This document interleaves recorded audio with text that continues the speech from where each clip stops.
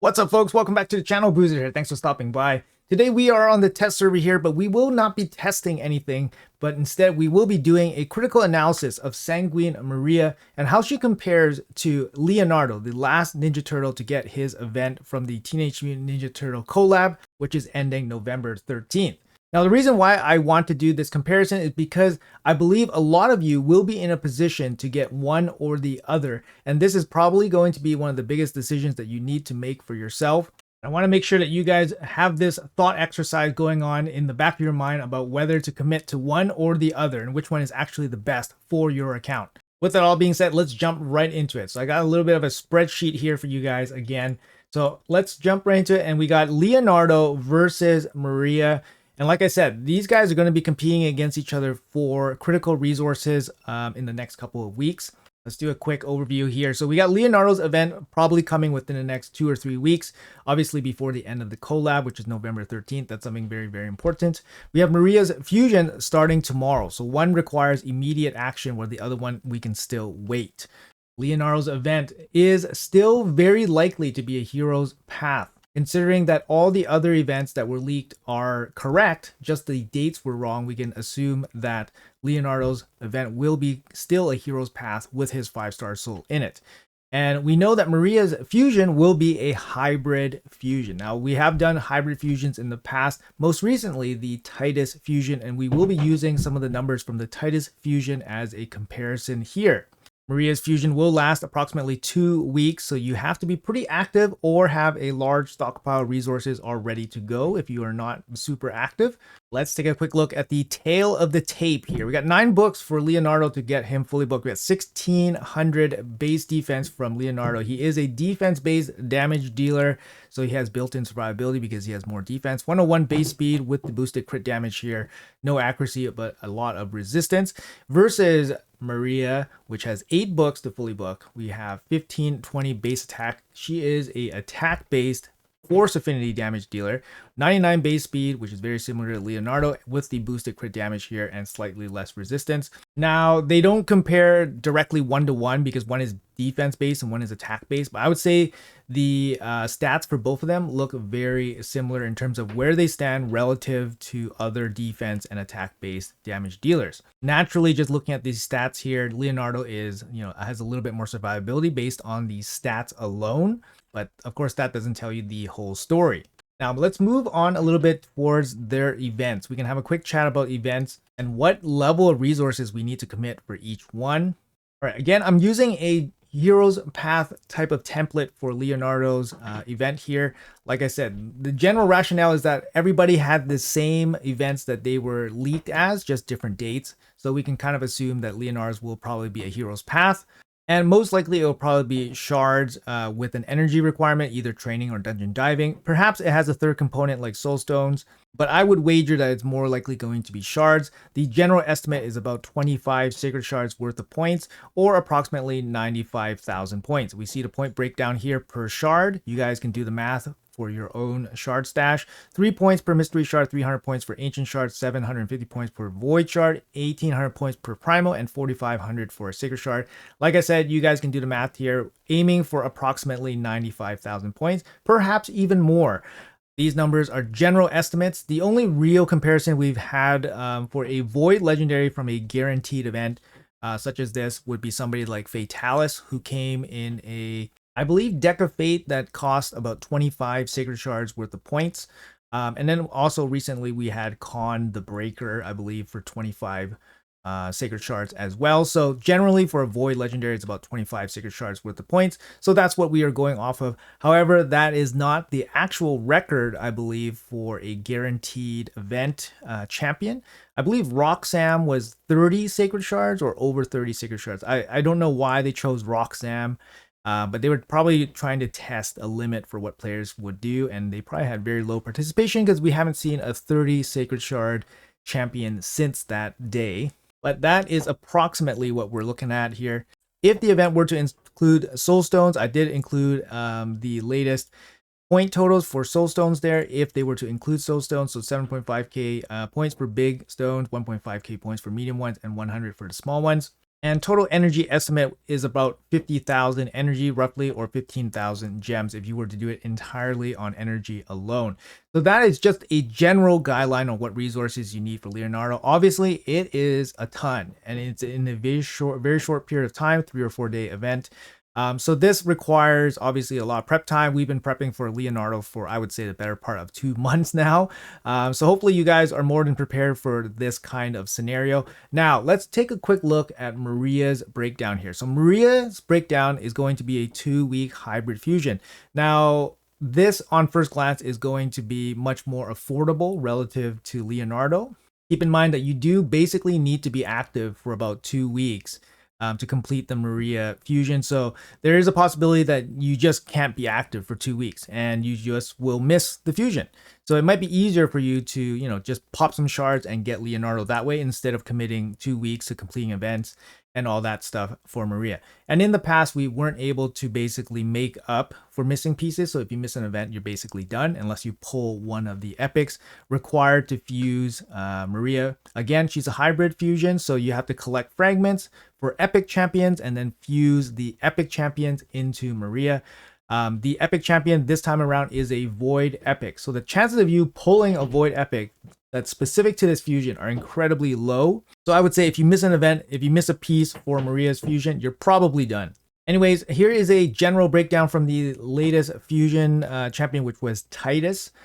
We have 3,000 points for the Summon Rush fragment, so you have to be ready for that. 3,000 points is equivalent to about 6 Sacred Shards. We have the point breakdown here for the shard breakdown for the Summon Rush, 500 for the Sacred, 200 for Primals, 120 for Voids, 20 for Ancients, and 1 for Mystery Shards. This is without any kind of random 2x boost for Ancient Shards or anything like that. So about 6 Sacred Shards for 3,000 points for 25 Epic Fragments. We did get a bit of a break on the Champion Chase fragments for Titus. It was only 1,150. I would not say this is normal. I would say the Titus fragments or fragments for Champion Chase would usually be around 2,500 to 3,000 points. But since it is a hybrid fusion, it's probably a little bit fluctuating. We can also fuse the epics for the Champion Chase, so we'll get some additional points there. Keep in mind that the epic, like I said, is a void epic, so you get 350 points, so you get more points that way. Generally speaking, you probably need to complete both of these, so Summon Rush and Champion Chase, or at least prepare to complete both of them. So you need shards or champions equal to roughly these point totals. I would say shoot for more than this amount for the Champion Chase. So I would say generally about 6 Sacred Shards, maybe like 50 Ancient Shards, a couple, maybe 1,000 Mystery Shards, some Broad Maws and stuff like that. You should be looking pretty good for the fusion requirements. In terms of overall energy, generally energy spend is spread out for 2 weeks. So if you're just active for 2 weeks, collecting advanced quests and your regeneration energy, you should be sitting pretty without having to spend too much inbox energy or gems for extra energy. But generally over 2 weeks, you're spending about 15,000 to 20,000 energy roughly, and you're spending about 60 million silver. However, you will be accumulating silver throughout the entire 2 weeks if you're active. So you don't need to walk into the fusion with 60 million, for example. You just need to accumulate and spend 60 million for all these silver events. Now, I want to make a quick comment here about the Leonardo and Maria kind of connection here. Now, I think, personally speaking, that it makes a lot of sense for Plarium to put Leonardo's Hero's Path in Maria's fusion event, combining his guaranteed event with her fusion. Giving you basically the fragments for the epics in the hero's path, as well as Leonardo and probably his 5-star soul. So I could see this being the mother of all heroes path, where he has basically you have a choice between Maria's epic fusion, fragments, Leonardo the champion, and Leonardo's 5-star soul. So I would say this could be potentially one of the summon events that's coming up within Maria's fusion. And if that's the case, it's going to be just massive amount of shard spending for that event. Personally speaking, that makes a lot of sense. So now how do we decide which one is better? Which is better? Obviously, if you don't have the resources to even attempt Leonardo, then Leonardo's out of the question. Then Maria is an awesome champion to go for if you have basically much less resources. But what if you had the choice between one or the other? Which one would you actually go for? All right, guys, so let's break down the champions further. We have Leonardo on the left-hand side, and we have Maria on the right-hand side. So Leonardo actually brings some self-buffs and team buffs in his kit, which is actually really good. Increased defense, ally protection, counterattack, unkillable, and then he also brings stone skin. Some of these are on himself, some of these are on the team. Maria, on the other hand, does not bring any buffs at all. So in terms of just team-wide kind of support, Leonardo offers way more than Maria. Now, if we go down and talk about damage, so Leonardo's damage scales off of total buffs in the entire field, whereas Maria has shown that she's just able to deal insane amounts of damage through sheer amounts of turns and attacks that she does. They both have ignore defense mechanics, one scaling off basically Unity champions, the other turtles, the other scaling off basically RNG, but they both have some sort of guaranteed ignore defense in their kit. The Turtle Unity bonus also gives Leonardo lots of extra A1 attacks, which definitely deal a ton of extra damage. But Maria has shown that she can also go through Stone Skin and block damage as well with their A2. So they both offer, quite a bit of damage. However, Leonardo's kit offers a little bit more predictability, I guess, with his damage, because you can obviously buff your own team. You know how much buffs the enemies are doing. You can also bring in your own Unity champions like the other turtles. You know exactly what you're kind of getting with Leonardo. Whereas Maria, yes, there is some ways to kind of manipulate her damage output, because you can apply how many buffs on her. You can kind of keep track of how many turns she's taking. But there's going to be a bit of RNG and obviously a lot of complexity in her kit to achieve these kind of insane damage numbers. Now let's move on to the X factor. Now these are probably some of the intangible attributes of each champion that might sway your decision one way or the other. So for Leonardo, he does have a built-in Stone Skin passive that keeps him alive, which is really good. Actually, it just increases the ease of how to use him. He's just way more easier to use. He's going to pair well with the turtles. He gets insanely good, and obviously we are having a turtle collab, so a lot of you guys have gotten Michelangelo. Donatella is the past fusion and all that. So he's going to have more synergistic teammates potentially with you guys. He also brings a conditional A3 strip. Same thing as Maria. Maria also has a conditional A3 strip as well. Both of them have conditions where they don't require accuracy, which is great. However, Leonardo is a exclusive champion, and he will not be in the pool anymore after November 13th, whereas Maria will be. And I think one of the biggest deciding factors for a damage dealer is that Leonardo is a void affinity damage dealer, which means he will never weak hit unless he is enfeebled, for example. Now, Maria, to counter basically the Stone Skin passive, Maria has her, damage reduction passive, which is actually insanely strong. 99% damage reduction on the fourth hit, basically. She just deals no damage or takes no damage. It's actually quite insane. And even at 66% damage mitigation, she takes very little damage, even from the hardest hitting attacks. She also brings a team-wide lockout as well, of course conditional and all that, and she does have a revive mechanic as well. So not only does she have a mitigation passive, she also has a revive mechanic whenever the enemy revives, which is really cool. And she brings a little bit of CC as well when that happens. When she revives back, she fears the enemy team, and that doesn't require accuracy. So I would say both champions up to this point have various ways of kind of counteracting each other or countering each other's, positive and negatives. The biggest thing with Maria is that she has, a huge element of RNG, whereas Leonardo does not really have much RNG. And Sanguin Maria actually have quite a bit of complexity, because you have to keep track of her turns to maximize the effectiveness of her abilities. All right, guys, some questions to ask yourselves before we give kind of a verdict. For Leonardo, do you plan on using turtles? So that's one of the biggest questions you should ask yourself if you want to go for Leonardo. Also, do you need a void affinity damage dealer? The other one is, are you planning to do PvE or PvP? So some key questions there for you guys to think about. For Maria, are you planning to play auto or manual? How invested are you strategically into playing a champion that requires a little bit of micromanagement? How serious are you about playing arena, live arena, classic arena, tag team arena, and how good is your gear? That's one of the big questions I want to ask myself if I was planning on going for Maria. All right, and I'm going to do an attempt here at giving them a bit of a rating. I don't really like ratings because obviously champions can be good in many different situations and all that, but I just want to give them like a general rating here. But I'm going to break it down depending on where you are as a player in terms of your account. So first we have the beginner player. So if you're a relatively new player, like very early on, I would say Leonardo getting a 7 out of 10 versus Maria's 5 out of 10. Now, Maria can be a good damage dealer for you. She could even be like an AoE damage dealer, but she's not going to have, insane clear speeds, right? But then she can actually do quite a bit. The thing is with Leonardo, if you're a beginning player, Leonardo brings, easy, consistent damage. He brings increased defense as well. If you have a full team with Leonardo, you're guaranteed to have a bunch of buffs, and that buff's just going to scale him up pretty easily in terms of damage. Whereas Maria, you just need straight good gear on her forever. If you don't have good gear on her, and you don't have good gear on her when you're a beginner, she is probably not going to be that great. Granted that she probably can get away with lesser gear or do more with lesser gear because of her 99% ignore defense possibility. So she could still be decent. But I think Leonardo's increased defense and just team buffs and just ease and consistency just make him that much better for a beginning player.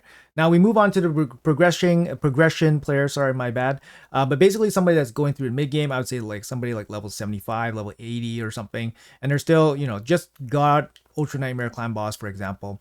And they're still progressing through dungeons, still obviously all the bosses and different stages in the game, Doom Tower, Sin City and all that. I would say Leonardo is an 8 out of 10. He gets a little bit better because your gear improves. You might have a turtle with him, for example. Again, he still brings the increased defense, consistency, scalability on the buffs, which is a lot easier than just having straight good gear. At this point, your gear probably still sucks. You probably don't have, ignored, savage sets, lethal sets, merciless gear, or anything like that. Same kind of a situation applies to Maria. If you're a beginner or progression player, she's probably not going to be that great for you because your gear probably sucks. And she, being a squishier champion, she's probably going to fall over a little bit easier. She doesn't have that great survivability without a great team around her. That's very important. If she has a great team around her, great support, she can go a long way. But without that super crazy built-in survivability, which kind of Leonardo has, she's just not going to be super great. She's going to fall over a lot, especially in the beginning. Now we're going to go into the late and end game. Now this part, I have to include the turtles into this equation. So in the late game, I would say you're probably trying a little bit more, to optimize Hydras. You're progressing through hard dungeons, now focusing a little bit more on PvP aspects of the game, siege, etc.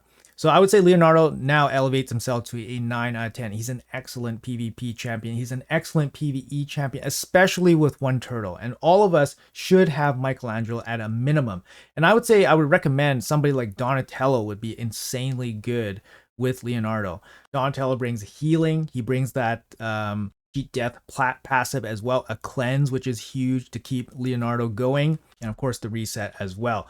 Leonardo has shown that he can do a ton of damage in Hydra. He can do a ton of damage in the arena as well. And with one turtle by his side, he gains more ignore defense as well. And you will know exactly what he's bringing to the table, and your gear improves.